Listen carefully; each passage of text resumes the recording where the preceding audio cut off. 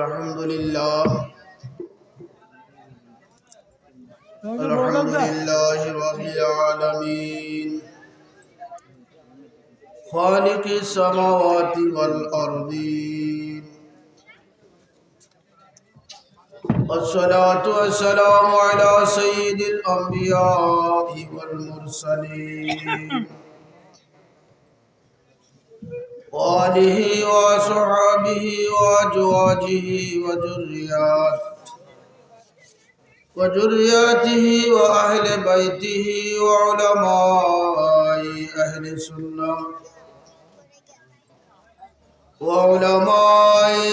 سنته أجمعين أما بعد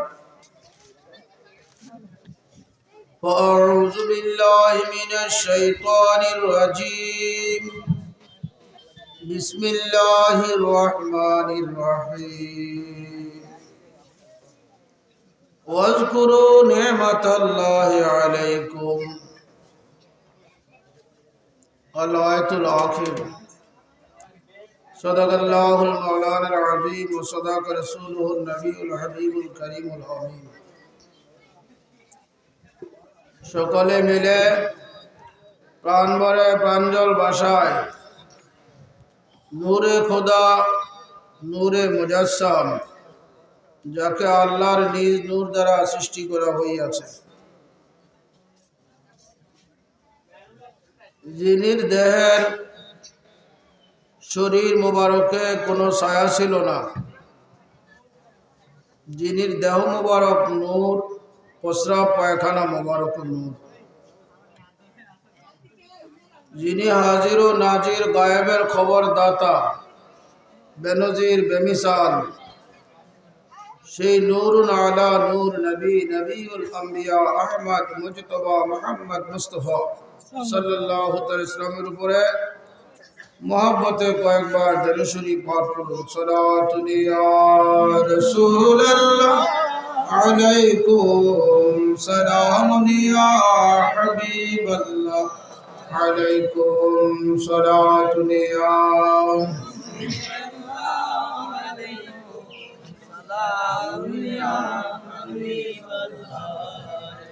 दो आलम क्यों न हो कुर्बा उसी पर खुदा भी है रजा जोए मोहम्मद सलातुन या रसूल अल्लाह अलैकुम सलामुन या हबीब अल्लाह अल्लाहुम्मा सल्ली व सल्लिम व बारिक अलैहि। আজকে ব্রাহ্মণবাড়িয়া সদর ছোট শাহপুর রেজবিয়া দরবার শরীফের উদ্যোগে এই এলাকার রেজবিয়া দরবার গোলামগণের বিশেষ আয়োজনে 17তম উরুস মুবারক নুরানি প্রোগ্রামের সম্মানিত সভাপতি, সহসভাপতি, সম্মানিত অতিথিবৃন্দ বিল খুসুস আজকের উরুস শরীফ গৌসে পাক রাদিয়াল্লাহু তাআলার স্মরণে এবং মুজাদ্দিদ দ্বীন মিল্লাত আল্লামা গাজী আকবর আলী রেজভী রাদিয়াল্লাহু তাআলা আনহু ও আমাদের প্রাণিক মুর্শিদ কেবলা শাহ সুফি শহীদ আল্লামা সদরুল আমিন রেজভী রাদিয়াল্লাহু তাআলার স্মরণে আওলাদে রেজভী রায়নুমায় শরিয়ত ও তরিকাত পীরজাদা বদরুল আমিন রেজভী শাহ হুজুর কেবলার শুভাগমনে অনুষ্ঠিত হতে যাচ্ছে নুরানি প্রোগ্রামের সম্মানিত উলামায়ে কেরাম এতক্ষণ দীর্ঘ সময় আপনাদের সামনে আলোচনা করছে, আপনারা শুনছেন। প্রোগ্রামের শেষ মুহূর্ত, রাত্র অধিক হয়েছে, আপনারা ক্লান্ত। আমি দুই এক কথা বলে হুজুর কেবলা আসবে, আপনাদের কি মুনাজাত করবে, তারপর নিয়ে আপনারা যাবেন। পরবর্তীতে শ্যামা অনুষ্ঠান হয়তো আছে, শ্যামা অনুষ্ঠান যারা থাকবেন করবে।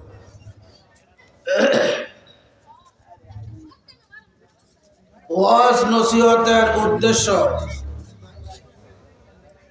রিদা আল্লাহি ওয়া রিদা রাসূল, আল্লাহ এবং আল্লাহর রাসূলের সন্তুষ্টি। ওয়াজ নসিহতের উদ্দেশ্য কি? আল্লাহ ও আল্লাহর রাসূলের সন্তুষ্টি। আমি অনুরোধ করব, যারা মা বোন পর্দার আড়ালে আছেন, আপনারা কথাবার্তা বন্ধ রাখবেন এবং বাহিরে যারা আছেন আমি অনুরোধ করব আপনারা কথাবার্তা বন্ধ করুন।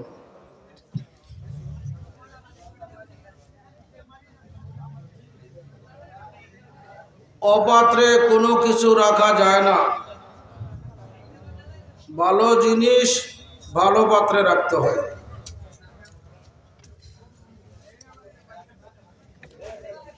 আল্লাহ পাক বলেন, যাকির ফাইন্না যিকরা তানফাউল মুমিন। আল্লাহ বলেন, হে আমার বন্ধু মুহাম্মদ মুস্তাফা সাল্লাল্লাহু আলাইহি ওয়াসাল্লাম, আপনি ওয়াজ নসিহত করেন, যে ওয়াজের দ্বারা ইমানদারের উপকার হয়। কার? ইমানদারের নফা হয়, উপকার হয়। এমন জাতীয় ওয়াজ নসিহত করার হুকুম দিয়েছেন আল্লাহ। কাকে? মুহাম্মাদুর রাসূলুল্লাহ সাল্লাল্লাহু আলাইহি ওয়াসাল্লাম। আল্লাহর আদেশে ওয়াজ নসিহত করা ফরজ। ওয়াজ নসিহতের দ্বারা কোনো ওয়াজ নসিহতের দ্বারা ঈমান মজবুত হয়, আর কোনো ওয়াজ নসিহতের দ্বারা ঈমান চলে যায়। যেই ওয়াজ নসিহতে ঈমান মজবুত হয়, এই ওয়াজ নসিহতের কথাই কোরআন হাদিসে বলা হয়েছে। আর যেই ওয়াজ নসিহতের দ্বারা ঈমান ধ্বংস হয়, ওই জাতীয় ওয়াজ নসিহত করা হারাম।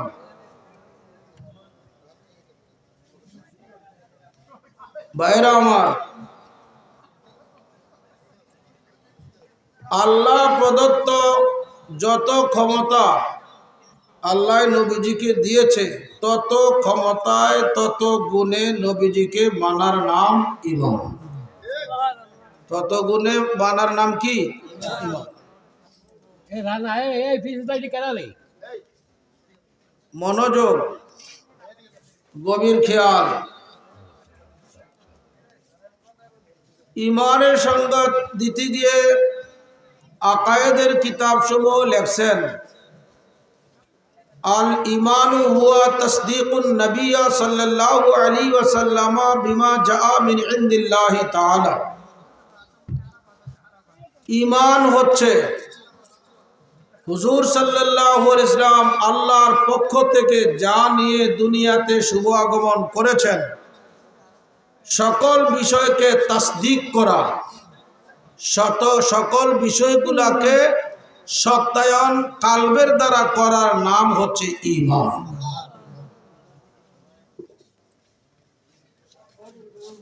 আমরা মুমিন। আমরা কি?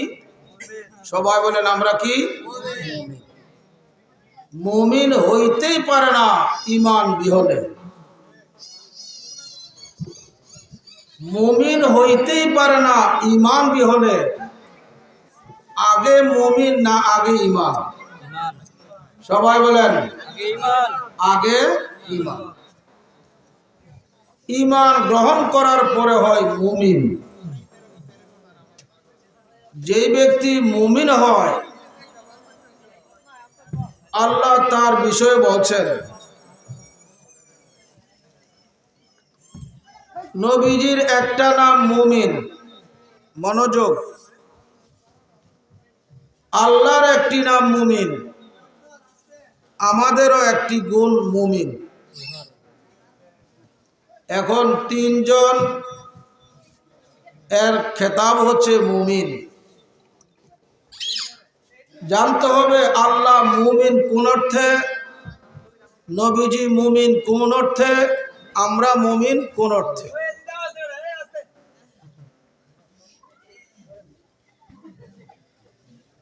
আল্লাহ মুমিন বান্দাকে জাহান্নাম থেকে মুক্তি দিয়ে, সুবহানাল্লাহ, বান্দা মুমিন জাহান্নাম থেকে মুক্তি পাইয়া, সুবহানাল্লাহ, আল্লাহ মুমিন আমাদেরকে কি জাহান্নাম থেকে মুক্তি দিয়ে, আমরা মুমিন জাহান্নাম থেকে মুক্তি পাইয়া।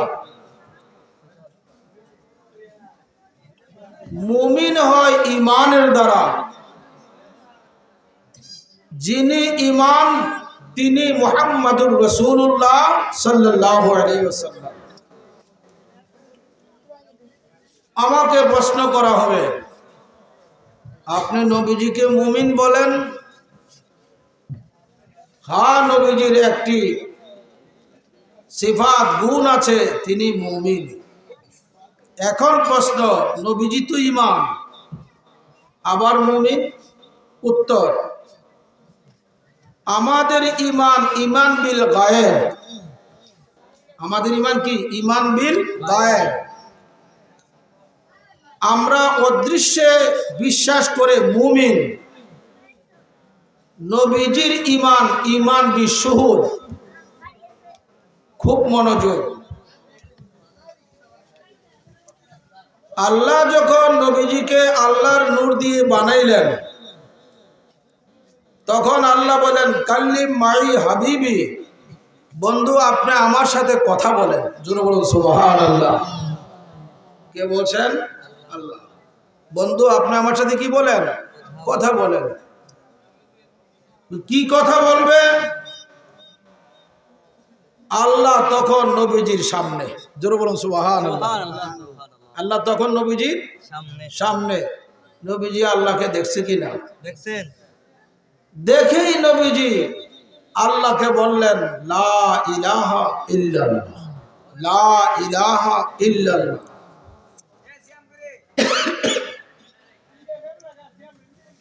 আল্লাহ এক ওয়াহিদ,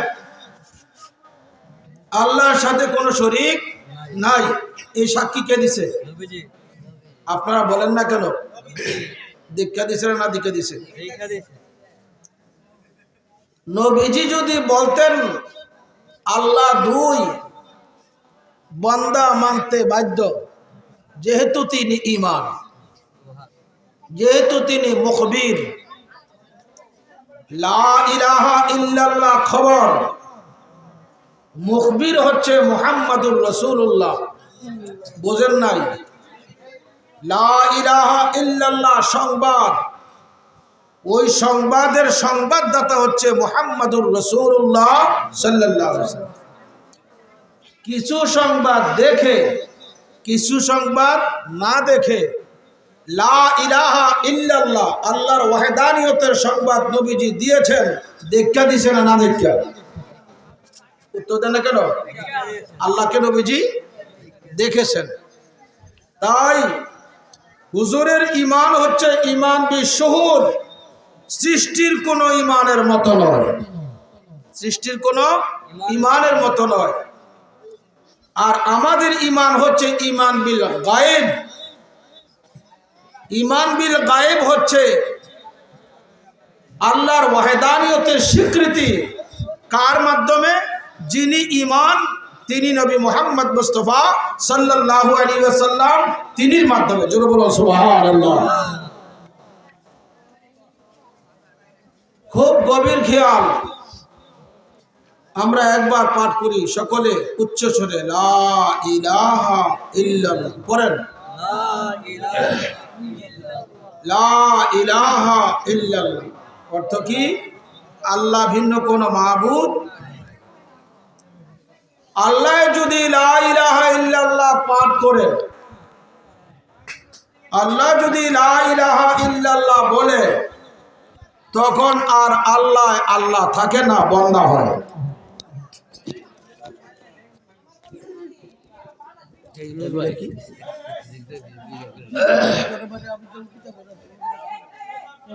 খুব মনোযোগ।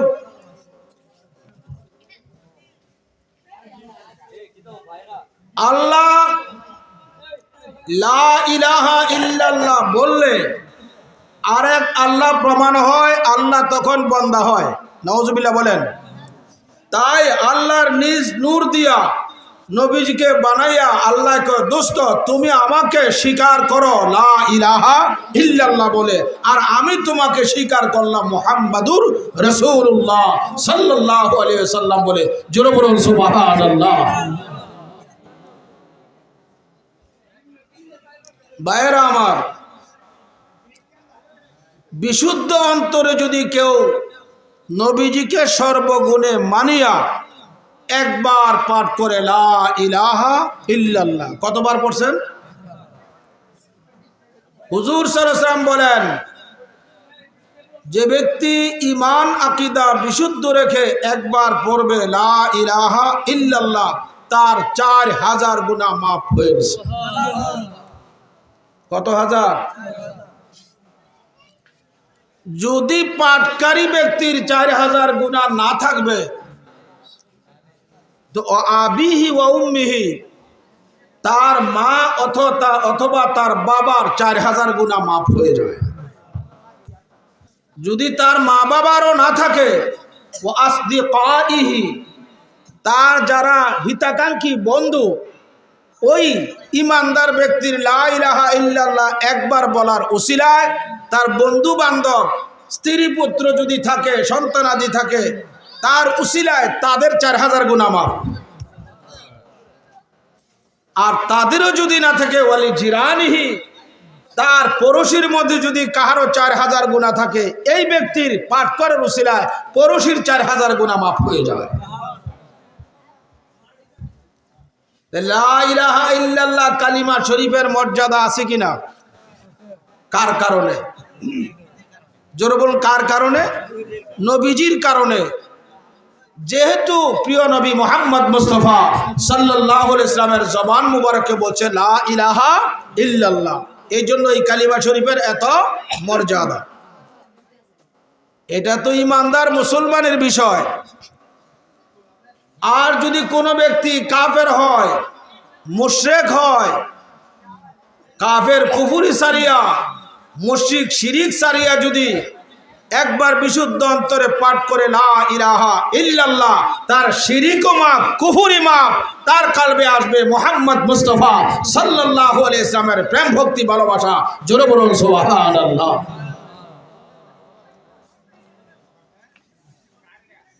হে শাহপুরের ভাই বাবারা এবং মা বোনেরা, আপনারা তরিকতপন্থী, আপনারা অনেকে আমাদের দরবার শরীফের ভক্ত মুরিদান আছেন।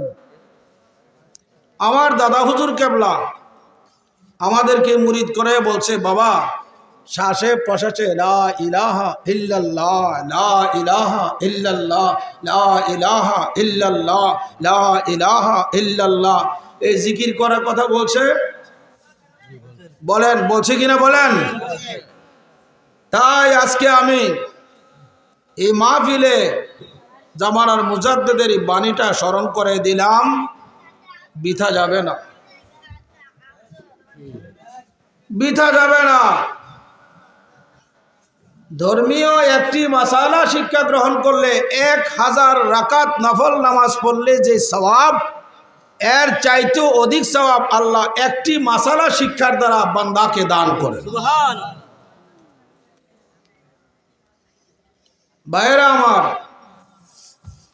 কেন এই কালিমা শরীফের এত গুরুত্ব? আল্লাহ কোরআনে বলছেন, ওয়াজকুরু নি'মাতাল্লাহি আলাইকুম, হে আমার বান্দাগণ, ওয়াজকুরু, তোমরা সবাই স্মরণ করো, সকলেই তোমরা আলোচনা করো, স্মরণ করো, নি'মাতাল্লাহ, কার নিয়ামত? আল্লাহর। যেমন কার নিয়ামত? আলাইকুম, আল্লাহ যে নিয়ামত তোমাদেরকে দান করছেন সেই নিয়ামতের চর্চা করো, সেই নিয়ামতের তাজকিরা করো, সেই নিয়ামতের জিকির করো। জোরে বলুন সুবহানাল্লাহ। নিয়ামত দুই প্রকার, একটা নিয়ামতে সগরা আর একটা নিয়ামতে কবরা। একটি নিয়ামত হচ্ছে ছোট, আর একটি নিয়ামত হচ্ছে বড়। দ্বিতীয় কথা বলছি, আবার নিয়ামত দুই প্রকার, একটা নিয়ামতে উজমা, নিয়ামতে উজমা, আরেকটা নিয়ামতে সগরা। আবারও বলছি, নিয়ামত দুই প্রকার, একটা নিয়ামতে আসলি, আরেকটা নিয়ামতে ফরঈ। বোঝেন, নিয়ামতে আসলি হচ্ছে মূল, নিয়ামতে ফরঈ হচ্ছে শাখা প্রশাখা। সন্তানাদি মাতা পিতার জন্য নিয়ামত, মা বাবা সন্তানের জন্য নিয়ামত, আগুন পানি মাটি বাতাস সৃষ্টির জন্য নিয়ামত। নিয়ামত কিনা বলেন? অক্সিজেন নাই, মানুষ বাঁচতে পারে না। পানি শূন্যতা, মানুষ বাঁচতে পারে না। তাপ নাই, মানুষ বাঁচতে পারে না। মাটির নির্যাস নাই, মানুষ বাঁচতে পারে না। এই যা নিয়ামত দেখছেন, এইগুলা হলো নিয়ামতে সগরা, ছোট নিয়ামত। নিয়ামতে ফরঈ, জুজি নিয়ামত, শাখাগত নিয়ামত, প্রশাখাগত নিয়ামত। চন্দ্রে আলো দেয়, নিয়ামতে সগরা। সূর্যে আলো দেয়, নিয়ামতে সগরা। খানা খাদ্য খান, নিয়ামতে সগরা। জান্নাতে যাবেন, নিয়ামতে সগরা। জাহান্নাম থেকে বাঁচবেন, নিয়ামতে সগরা। বিপদ থেকে বাঁচবেন, নিয়ামতে সগরা। কঠিন বিমার থেকে বাঁচবেন, নিয়ামতে সগরা। আর এই নিয়ামতে সগরা, এই নিয়ামতে ফরঈর অস্তিত্ব যে নিয়ামতের দ্বারা, ওই নিয়ামতের নাম হচ্ছে নিয়ামতে আসলি, নিয়ামতে কুবরা, নিয়ামতে উজমা। ওই নিয়ামত হচ্ছে একমাত্র মুহাম্মদুর রাসূলুল্লাহ সাল্লাল্লাহু আলাইহি ওয়াসাল্লাম। জোরে বলুন সুবহানাল্লাহ।